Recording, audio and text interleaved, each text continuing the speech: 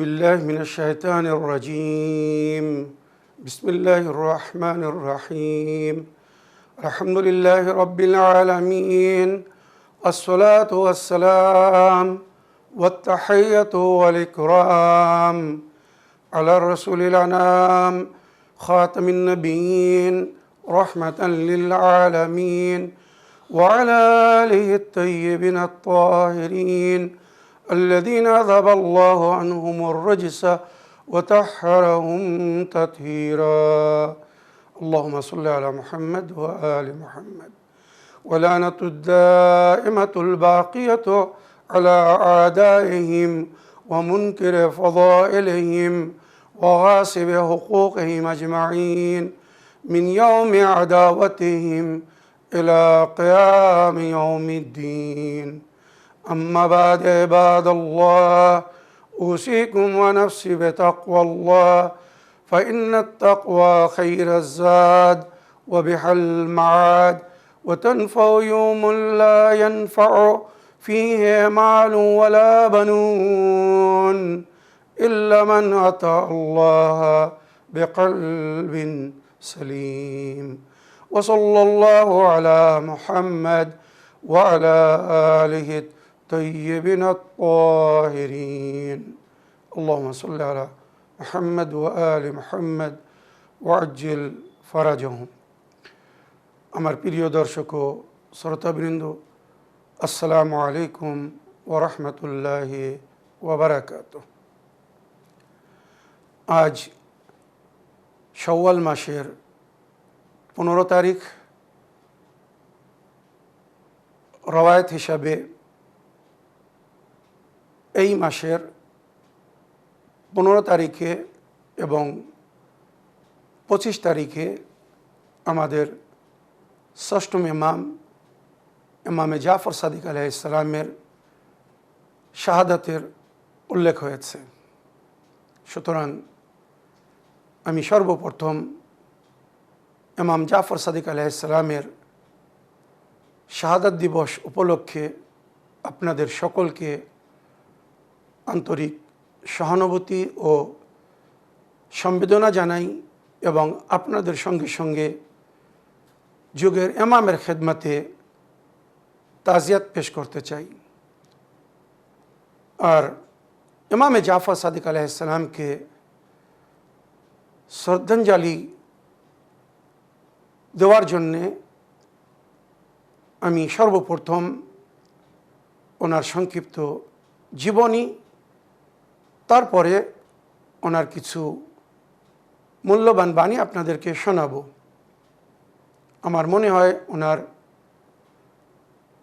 শাহাদাত দিবসে এই সুন্দর এবং অতি মূল্যবান বাণী জেনে শুনে মেনে যদি আমরা এর উপরে আমল করি তো এর চেয়ে তো সুন্দর শ্রদ্ধাঞ্জলি বা উপহার হতে পারে না। সুতরাং আসুন আমি বিনা বিলম্বে সরাসরি ইমাম জাফর সাদিক আলাইহিস সালামের সংক্ষিপ্ত বায়োডাটা পড়ে শোনাই, তারপরে ইনশাল্লাহ ওনার অতি গুরুত্বপূর্ণ এবং মূল্যবান বাণী আপনাদেরকে শোনাব। ইমামে জাফর সাদিক আলাইহিস সালাম আমাদের ষষ্ঠম ইমাম। ওনার নাম জাফর ইবনে মুহাম্মদ। আর ওনার মাধ্যমে প্রিয় নবী মুহাম্মাদের দিন, শরিয়াত এবং সঠিক ইসলামিক সংবিধান দুনিয়ার কাছে পৌঁছেছিল। তাই ওনার জাদ প্রিয় নবীর দিন, ধর্ম বা মাযহাব ওনার যুগে এসে জাফরি মাযহাব বা ফিকহে জাফরি বা মাযহাবে আহলে বাইত আর ফিকহে আহলে বাইত রূপে পরিচিত হয়েছিল। কেননা নবীর পরে নবীর নাম নিয়ে বা নবীর সুন্নাতের দোহাই দিয়ে নবীর উম্মতের কিছু মুনাফিকরা নবীর দিন বা শরীয়তের মধ্যে অনেক পরিবর্তন ঘটিয়ে দিয়েছিল, যার মধ্যে কিছুটা মাওলা আলী নিজের প্রকাশ্য খেলাফতির যুগে সমাধান করেছিলেন। কিছু বিদআত সৃষ্টি করা হয়েছিল, সেগুলো নিষেধ করেছিলেন। আর নবী করিম সাল্লাল্লাহু আলাইহি ওয়াসাল্লাম যেভাবে নিজের দিন বা শরিয়ত শিখিয়েছিলেন বা দেখিয়েছিলেন, আর নবী বলেছিলেন সল্লু কামা রাআইতুমুনি উসাল্লি, তোমরা ওইভাবে নামাজ পড়ো যেভাবে আমাকে নামাজ পড়তে দেখছো। নবী কিভাবে নামাজ পড়তেন? নিশ্চয়ই নবীর উম্মত, সেই সময় যারা ছিল নবীর সাহাবারা, নবীর সাথীরা, মুসলমানেরা সবাই দেখেছিল। এবারে মাওলা আলী আলাইহিস সালামের প্রকাশ্য খেলাফতের যুগে যখন উনি নেতৃত্ব দিয়ে নামাজে ইমামতি করছিলেন, উনি যখন প্রথম নামাজ পড়ালেন, তো নামাজ পড়ার পরে বরিষ্ঠ, ঘনিষ্ঠ এবং নবীর সাহাবারা যারা বেঁচে ছিল ঐক্যবদ্ধ হয়ে সবাই একসঙ্গে বলে উঠেছিল হযরত আলী আলাইহিস সালামের পিছনে নামাজ পড়ার পরে, সাল্লাইনাল ইয়ম কামা কুন্না নুসাল্লি ফি আহদি রাসূলিল্লাহ, আজ আমরা পুনরায় সেই নামাজ পড়েছি যে নামাজ নবীর পিছনে পড়তাম, নবীর যুগে পড়তাম। সাল্লাইনাল ইয়ম কামা কুন্না নুসাল্লি খালফা রাসূলিল্লাহ, আজ আমরা সেই নামাজ পুনরায় পড়েছি যে নামাজ নবীর পিছনে পড়তাম বা নবীর যুগে পড়তাম। তার মানে কি, মাঝখানে এই নামাজের মধ্যে পরিবর্তন ঘটানো হয়েছিল। যারা নবীর আহলে বাইতকে মানে তারা নবীর আহলে বাইতের সুন্নতের উপরেও আমাল করে। যারা কোরআন মানে তো তারা কোরআনের উপরে আমাল করে, ওইভাবে অজু করে যেভাবে সূরা মায়দা আয়াত নম্বর 6 মধ্যে অজু করার কথা বলা হয়েছে। তারা ওইভাবে নামাজ পড়ে হাত ছেড়ে, যেভাবে সূরা আরাফের আয়াত নম্বর 29 হাত ছেড়ে নামাজ পড়ার কথা বলা হয়েছে। উদউহু মুখলিসিনা কামা বাদাআকুম তাউদুন, ওইভাবে আল্লাহকে স্মরণ করো, আল্লাহর উপাসনা বা ইবাদত করো যেভাবে তোমরা জন্ম নিয়েছো আর যেভাবে মরার পরে ফিরে আসবে। তো ইমামে জাফর সাদিক আলাইহিস সালাম আমাদের সেই ইমাম, জানার মাধ্যমে এই বিশ্ববাসীরা নবীর দিন ও নবীর শরীয়ত জেনেছে। ইমামে জাফর সাদিক আলাইহিস সালামের কুনিয়াত আবু আবদুল্লাহ আস-সানি। প্রথম আবু আবদুল্লাহ বলা হয়েছে ইমামে হোসেন আলাইহিস সালামকে, আর দ্বিতীয় আবু আবদুল্লাহ কুনিয়াত ছিল ইমামে জাফর সাদিক আলাইহিস সালামের। আর ওনার পবিত্র লাকাব বা উপাধি সাদিক, যেটি ওনার নামের সঙ্গে ব্যবহার হয়, জাফর আস-সাদিক। জাফর ওনার নাম আর সাদিক ওনার পদবী বা লাকাব। যেমন নবী সত্যবাদী ছিলেন, সাদিক ও আমিন ছিলেন, ওইরূপ ইমামে জাফর সাদিক আলাইহিস সালামও সাদিক ও আমিন ছিলেন। নিজের সততার জন্যে উনি বিখ্যাত ছিলেন। আর ওনার যুগে ওনার শিক্ষার আসরে এক সময় 4000-এর বেশি ছাত্র শিক্ষা লাভ করত। আর তারা বিভিন্ন ধর্মের, বিভিন্ন মাযহাবের মান্যওয়ালা ছিল। আর বিভিন্ন প্রকারের শিক্ষা লাভ করার জন্য তারা এসেছিল। যারা ধার্মিক শিক্ষা নিত, ইমাম তাদেরকে ধার্মিক শিক্ষা দিতেন। যারা সায়েন্স শিখতে এসেছিল বিভিন্ন দেশ থেকে, বিভিন্ন অঞ্চল থেকে, তাদেরকে সায়েন্স শিখিয়েছিলেন। এই যে মেডিকেল সায়েন্স, এর মূল ইমামে জাফর সাদিক আলাইহিস সালামের মাধ্যমে। জনাবে জাবির ইবনে হাইয়ান, আজ যার লেখা বই বিশ্বের সমস্ত বিশ্ববিদ্যালয়ে পড়ানো হয়, ইবনে সাইনা, মেডিকেল সায়েন্স যার মাধ্যমে প্রকাশ হয়েছে, এনারা ইমামে জাফর সাদিক আলাইহিস সালামের ছাত্র ছিলেন। দুনিয়া আমাদের ইমামদেরকে চিনেনি, জানেনি, মানেনি, তাই এরা এত পেছনে আছে। যারা আমাদের ইমামকে জেনেছে, চিনেছে, মেনেছে, আজ তারা দুনিয়ায় অনেক উন্নতি করেছে। তাই জর্জ জারদাক যখন নাহজুল বালাগার ব্যাখ্যা করছিল, শারে নাহজুল বালাগা লিখছিল, তো সে একটা কথা বলেছিল, যার কথা শুনে তার ছাত্ররা অবাক হয়েছিল, যে হজরত আলী আলাইহিস সালাম বদনসিব ছিলেন, আয়াজুবিল্লাহ সুম্মা আয়াজুবিল্লাহ, মানে দুর্ভাগ্যশীল ব্যক্তি ছিলেন। তো ছাত্ররা জিজ্ঞেস করলো, আপনি যার বই পড়ে এত সম্মান পেয়েছেন, ব্যাখ্যা করছেন, যার সম্পর্কে আপনি এত জ্ঞান রাখেন, এত সম্মান করেন, তাকে আপনি দুর্ভাগ্যশীল ব্যক্তি বলছেন কি করে, কি জন্যে? তখন উনি বলেছিলেন যে আফসোস, মানে এই জন্য বলছি যে হজরত আলী আমাদের মতো ছাত্র পাননি, শিষ্য পাননি, যে ওনার থেকে জ্ঞান লাভ করে যারা এই বিশ্বে উন্নতি করতে পারত, তারা কি করত, বিশ্বের ডেভেলপমেন্ট হতো, উন্নতি হতো। এমন বোকারা ছিল ওনার যুগে, যখন উনি কুফার মেম্বার থেকে বলছিলেন, সালুনি সালুনি কাবলা আন তাফকাদুনি, যা কিছু জিজ্ঞেস করার আছে জিজ্ঞেস করে নাও, আমাকে হারানোর আগে। একজন হাত তুলে জিজ্ঞাসা করছে, মাওলা আলী, আমার মাথায় কতটা চুল একটু বলেন তো। তো মাওলা আলী আলাইহিস সালাম তখন তাকে বলেছিলেন যে আমি যদি তোমার বলে দেই তোমার মাথায় কটা চুল, তুমি গুনে নিতে পারবে? মুখ কালো করে বসে পড়লো। তো এমন বোকারা ছিল।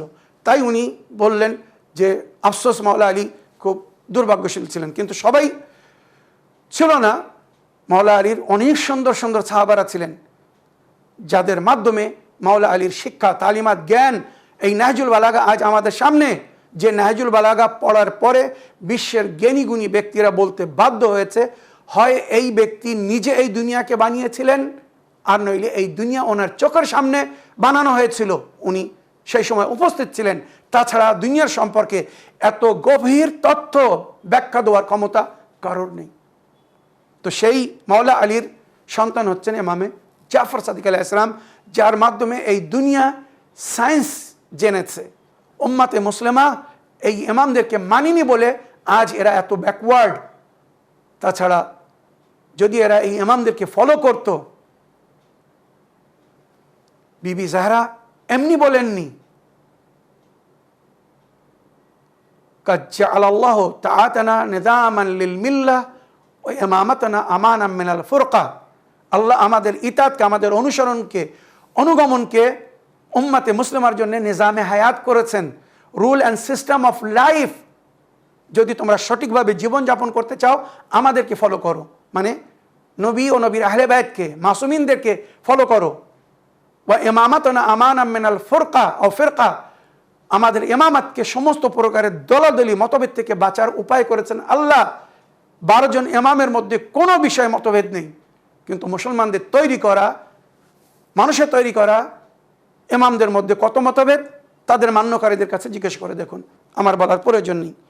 তো ইমামে জাফর সাদিক আলাইহিস সালামের লাকাব হচ্ছে সাদিক, সাবির, মানে ধৈর্যশীল, সহনশীল, ধৈর্যধারী, তাহির মানে পাক পবিত্র, ফাজিল, সমস্ত বিষয় যিনি জ্ঞান রাখতেন বা ফজিলত রাখতেন। আরও অনেক ওনার পদবি বা লাকাব আছে। সময়ের কমের কারণে আমি অতি শীঘ্র ওনার জীবনী শোনানোর পরে ওনার কিছু মূল্যবান বাণী আপনাদেরকে শোনাবো।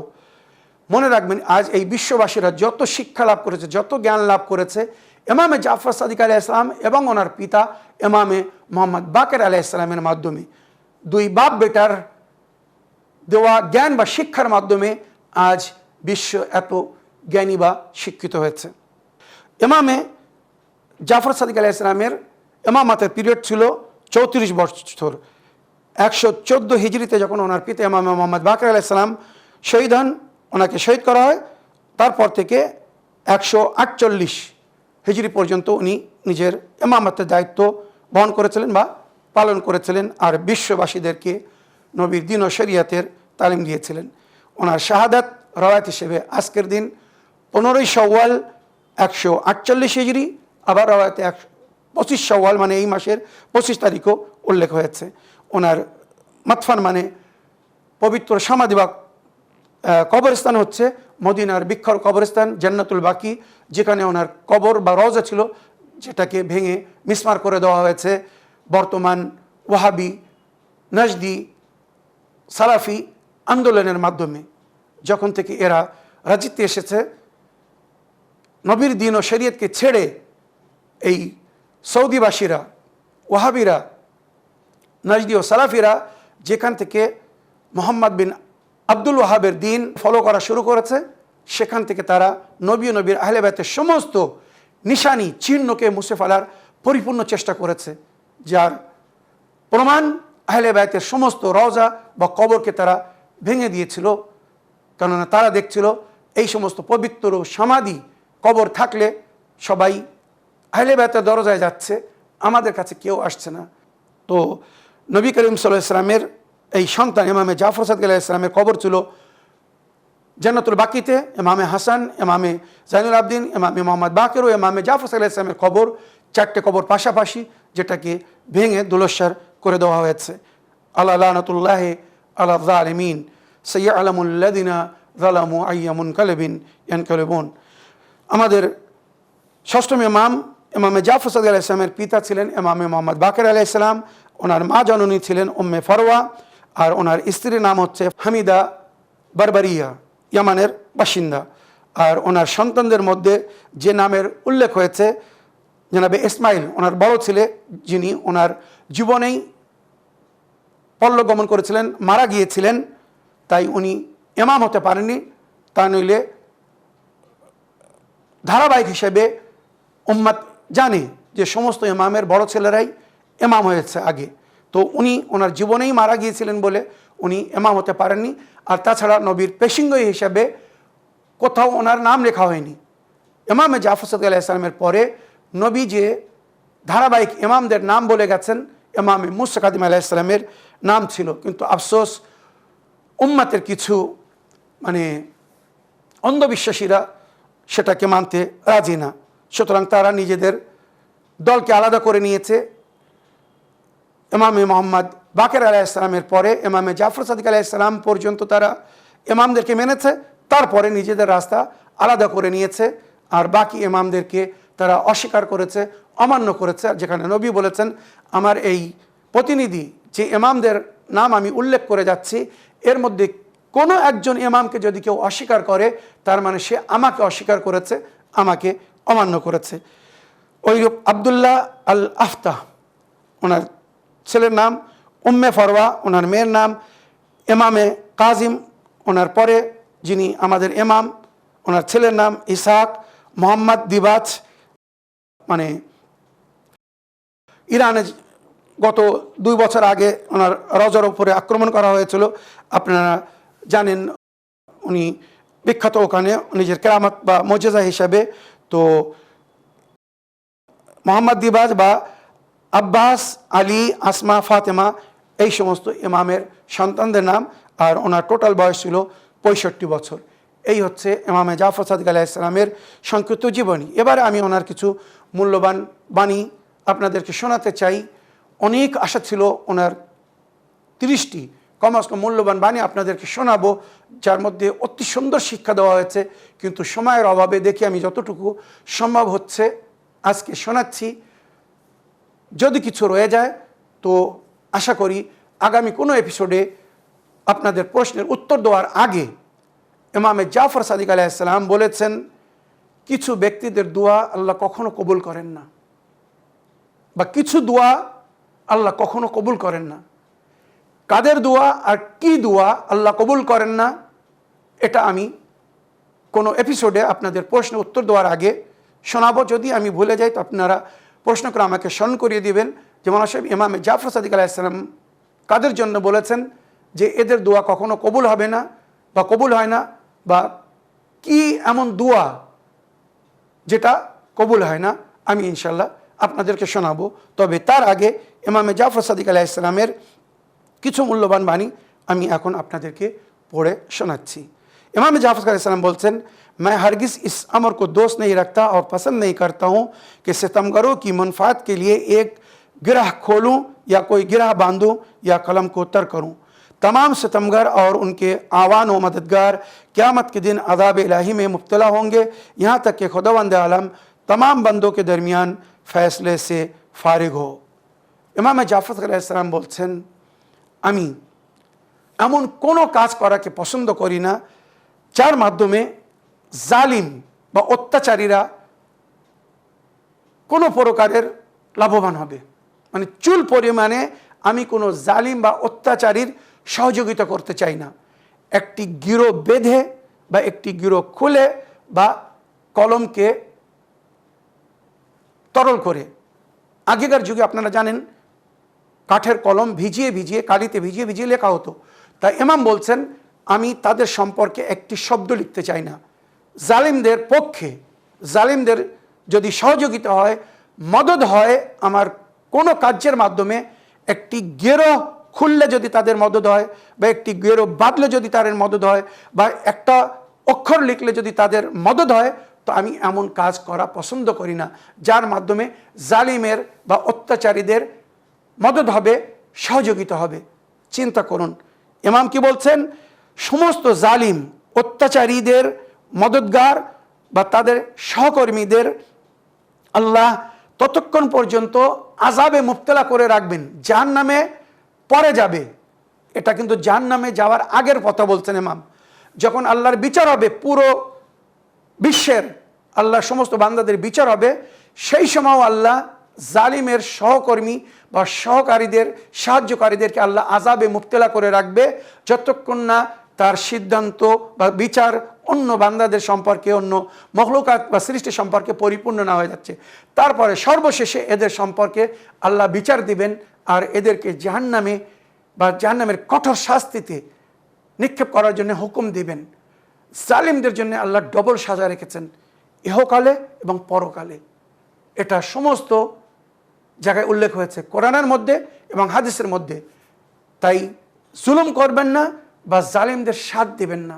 তাই এই হচ্ছে ইমাম জাফর সাদিক আলাইহিস সালামের শিক্ষা, যে জালিমকে কোনো প্রকারে সহযোগিতা করবে না।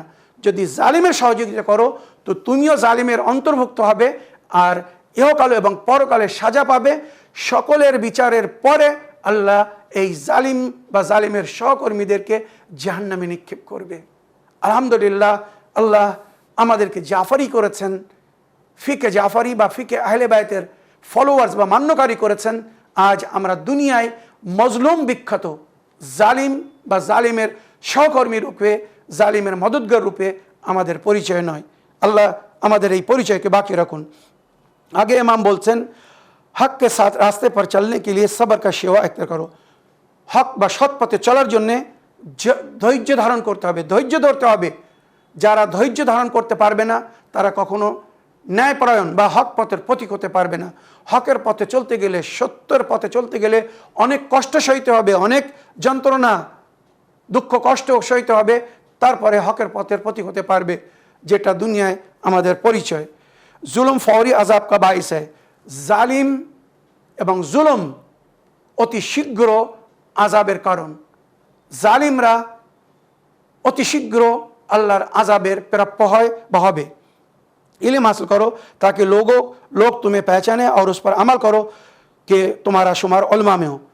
इमाम जाफर अलैहिस सलाम बोलছেন শিক্ষা লাভ করো যাতে তোমার পরিচয় হয়, শিক্ষার মাধ্যমেই সুন্দর পরিচয় হবে। আর শিক্ষার উপরে, জ্ঞানের উপরে আমল করো যাতে তোমাকে লোক আলিমে বা আমাল বলে জানে। আমাদের মধ্যে অনেকেই আছে যাদের মধ্যে হয়তো শিক্ষা আছে কিন্তু তারা নিজের শিক্ষার উপরে ওইভাবে আমাল করছে না, যেমন শিক্ষিত ব্যক্তিদেরকে, জ্ঞানীগুণী ব্যক্তিদেরকে, ওলামাদেরকে আমাল করার দরকার। তাই ইলম থাকার পরেও তারা সমাজে সেই সম্মান পাচ্ছে না যে সম্মান তাদের হওয়ার বা পাওয়ার দরকার। কেন? তারা নিজের ইলমের উপরে আমাল করছে না। আল আলিম বেলা আমালিন কাশাজর বেলা সামারিন। আলিম বিনা আমালে তমন যেমন বিনা ফলের গাছ, বিনা ফলের গাছের কোনো মূল্য নেই, শুধু জ্বালানির কাজে আসে। ওইরূপ যারা আমাল করে না আবার নিজেদেরকে আলিম বলার দরকার নেই। उजलत हर काम में नापसंदीदा है मगर रफ़े शर्म नहीं। ইমাম বলছেন তাড়াহুড়ো সমস্ত কাজে অপছন্দীয়, তাড়াহুড়ো করো না। হ্যাঁ, সমস্যার সমাধানের জন্য বা শারকে, ফিতনা ফাসাদকে দূর করার জন্য যদি সুযোগ পাও তো তখন তাড়াতাড়ি করবে, এখানে পছন্দীয়। इबादत इलाही का ख़ास ख्याल रखो, আমালে খায়ের में जल्दी करो, बुराइयों से इज्तनाब करो। ইমাম বলছেন আল্লাহর উপাসনার খাস খেয়াল রাখবে, নেক কাজে জলদি করবে, বুরাই থেকে যত পারবে দূরে থাকবে। लोगों से माशरत मिलना जुलना रहन सहन निस्फ ईमान है और उनसे नरम बर्ताव आधी जिंदगी। মানুষের সঙ্গে মিলেমিশে জীবনযাপন করা এটাই ইমানের অর্ধাংশ। আর মানুষের সঙ্গে কোমল বা নরম ব্যবহার করা এটাই অর্ধ জীবন। মানে জীবনের অর্ধেক হচ্ছে এটাই যে মানুষের সঙ্গে কোমল বা নরম ব্যবহার করো, কড়া ব্যবহার করো না, শক্ত হয়েও না। খোদাবন্দ আলম, হ্যাঁ, রবাতে কিছু কিছু ক্ষেত্রে আমাদেরকে শক্ত হতে বলা হয়েছে, যেমন অন্যায়ের বিরুদ্ধে, মিথ্যার বিরুদ্ধে, जुल्म अत्याचार विरुद्ध नरम हो ना, शक्त हो। खुदावंद आलम मजलूमों की फरियाद सुनता है और सितमगारों की ताक में रहता है। अल्लाह मजलूमদের फरियाद শুনে আর জালিম ও সিতমগার মানে অত্যাচারীদের টার্গেট করে রাখে। আল্লাহ শুধু সুযোগ আর সময়ের অপেক্ষা করে তাদেরকে উপযুক্ত শাস্তি বা সাজা দেওয়ার জন্য।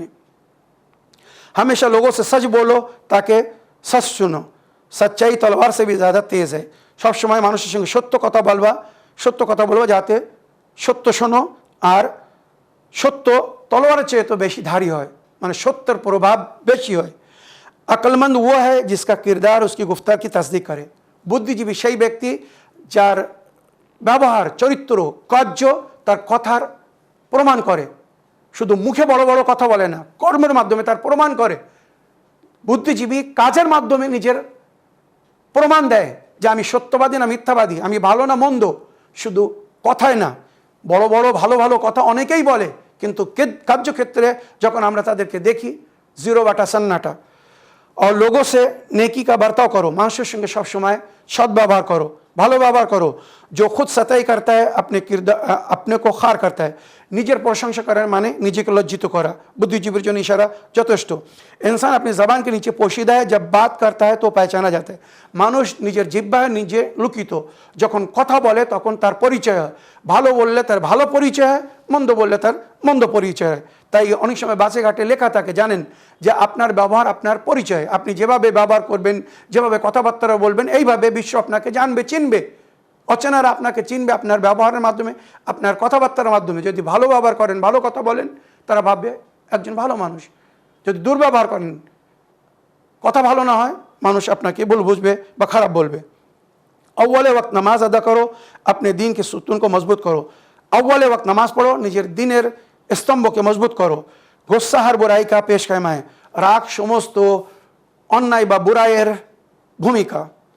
अपने वालिदैन से नेकी करो ताकि तुम्हारे औलाद तुमसे नेकी करे। নিজের মাতা পিতার সঙ্গে সৎ ব্যবহার করো, নেকি করো, তাদের সেবা করো, খেদমত করো, যাতে তোমাদের সন্তানরা তোমাদের সঙ্গে সৎ ব্যবহার করে, নেকি করে বা তোমাদের সেবা করে বা খেদমত করে। বুদ্ধিজীবীর জন্য ইশারা যথেষ্ট। শরাবিও সে দোস্তি মত করো, মদখোরদের সঙ্গে জানো বন্ধুত্ব করো না। এর ব্যাখ্যা অনেক। মদখোরের সঙ্গে আর বেনামাজিদের সঙ্গে ওঠা বসা করতে, বন্ধুত্ব করতে নিষেধ করা হয়েছে। खुदावंद आलम की खुशनुदी माँ बाप की खुशनुदी के साथ है। আল্লাহর রেজা মাতা পিতার রেজার মধ্যে। রাজাল্লাহ ফি রিদা কিয়া উম্মি, বিশেষ করে বলা হয়েছে মা আপনার রাজিতে আল্লাহ রাজি। তো মা যদি রাজি না হয়, সন্তান যতই ভালো হোক না কেন, আল্লাহ তার থেকে কখনো রাজি হবেন না। নেক কাম इंसान को मजबूत मुसीबतों से बचाते हैं।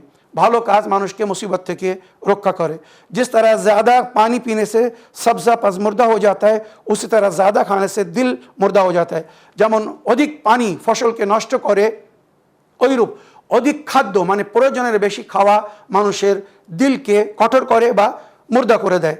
नेक बातें तहरीर में लाओ और उनको अपने भाइयों में तकसीम करो। ভালো কথা লিপিবদ্ধ করো আর নিজের ভাইদের মাঝখানে সেটা বিতরণ করো বা পৌঁছে দাও। আজকাল ভালো জিনিস প্রচার করার সুযোগ সহজ হয়ে গেছে। বিভিন্ন প্রসেসের মাধ্যমে ভালো কথা, ভালো জিনিস দুনিয়ার কাছে পৌঁছে দেওয়া সহজ হয়ে গেছে। আগে আমরা এই আহলে বাইতের তালিমাত, সঠিক শিক্ষা দুনিয়ার কাছে পৌঁছাতে পারতাম না বা পৌঁছাতে দেওয়া হতো না, যার কারণে আজ দুনিয়া অন্ধকারে, বিশেষ করে উম্মতে মুসলিমা ভুলের মধ্যে পড়ে আছে, কারণ সঠিক শিক্ষা তাদের কাছে পৌঁছায়নি। তাই আমাদের দায়িত্ব, আমরা যখন সুযোগ পেয়েছি, এই সোশ্যাল মিডিয়া, এই মডার্ন সায়েন্স, এই যুগের উন্নতি বা তারাক্কি অন্যদেরকে লাভ দিয়েছে কিনা আমি বলবো না, কিন্তু আমাদেরকে অনেক উপকার করেছে। আজ আমরা দুনিয়ার কোনায় কোনায় সত্য বা হকিকত পৌঁছে দিতে সক্ষম হচ্ছি এই সোশ্যাল মিডিয়ার মাধ্যমে, এই দুনিয়ার তারাক্কির মাধ্যমে। যে পথ আজ থেকে 1400 বছর আগে ইমামে জাফর সাদিক আলাইহিস সালাম এবং ওনার পিতা ইমামে মোহাম্মদ বাকির আলাইহিস সালাম আমাদেরকে দেখিয়ে গেছেন বা শিখিয়ে গেছেন। इमाम जाफर सल्लल्लाहु अलैहि वसल्लम बोलছেন मुझे वो शख्स नापसंद है जो अपने काम में सुस्ती करे। আমাকে ওই ব্যক্তি অপছন্দ, আমি তাকে পছন্দ করি না যে নিজের কাজে সুস্তি করে, মানে অবহেলা করে বা অলসতা দেখায়। सब समय सजग होते হবে, ফুর্তি দেখাতে হবে, ভালো কাজ করতে হবে। जो शख्स बुराई से दूरी इख्तियार करता है उसे इज्जत मिले। যে ব্যক্তি बुराई থেকে যত দূরে থাকে তার সম্মান তত বৃদ্ধি পায়। जो गुरूर से दूरी इख्तियार करता है करामत व बुजुर्गी उसके कदम को चूमती है। অহংকার घमंड থেকে যে যত বিরত থাকে সে তত সম্মান বা উচ্চ স্থান পায়। जो शख्स इन 3 बातों पर अमल करता है उसके दीन दुनिया दोनों तबाह हो जाते हैं। এই তিনটে জিনিসের উপরে যারা আমল করবে তার দিন দুনিয়া বরবাদ হয়ে যাবে। বদগুমানি पर আমল करना, কারো সম্পর্কে ভুল মন্তব্য করা বা ভুল চিন্তাধারা মানুষকে স্পয়েল করে দেয়, সব শেষ করে দেয়। কারণ হয়তো সে ভালো খারাপ না, আমি তার সম্পর্কে একটা খারাপ সিদ্ধান্ত নিয়ে রেখেছি, খারাপ চিন্তাধারা রাখি, এই খারাপ চিন্তাধারা আমার জীবনকে শেষ করে দেবে। সেই জন্য যতক্ষণ কারো সম্পর্কে পরিপূর্ণ জ্ঞান শিক্ষা না হচ্ছে, না জানতে পারছেন যে লোকটা ভালো কি মন্দ, কোনো মিসগাইড হবেন না বা ভুল ধারণা রাখবেন না। বদগুমানি हर शख्स की बात पर कान धरता है। যে ব্যক্তি সবার কথায় কান দেয় সে সর্বনাশের সিঁড়িতে পা দিয়েছে। সবার কথায় কান দিতে নেই। ভালো মানুষ, বন্ধু, খারাপ মানুষ, মুনাফিক সবাই আপনার সঙ্গে কথা বলে, সবার কথায় কান দেওয়া যাবে না। কথায় বলে শুনুন, কিন্তু সঠিক জিনিসকে যাচাই করার পরে সিদ্ধান্ত নেবেন। সবার কথায় শুনে কমেন্টস করবেন না, সবার কথায় শুনে উত্তেজিত হবেন না, কেননা মুনাফিকরা সুযোগ ধরার জন্যে অনেক সময় মনে রাখবেন আপনাদেরকে ব্যবহার করছে বা করে।